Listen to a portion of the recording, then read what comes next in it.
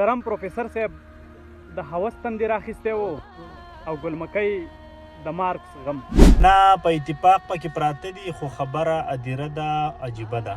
ملګرو تاسو ته پته ده په ملکه یونیورسټۍ کې چې کم ظلم شوی دی که نه د جینکو سره، موږ به دا ووایو چې د یوې سره نه د 4000 جینکو سره، بلکې اباو به یا به کمی مسلط علم دی خو دونه برآمد شوي دي.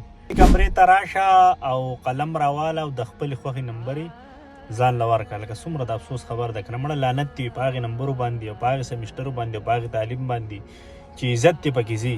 لکه څومره د افسوس خبره ده که نه بشته چې کم یو طالب علم دی که نه ډېر یو هوښیار، ډېر یو ښه، ډېر یو قابل هلک دی، حقیقت باسي کړی دی، 100% حقیقت باسي کړی دی.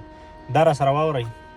پروفیسر صاحب د هوس تندې راخیستی و، زما افیس ته راشه او خپلې پیپرې په خپله چیک کا چې څومره دې خوښه وي مارکس پرې ولیکه، خو یوازې راشه چې څوک درنه خبر نه شي.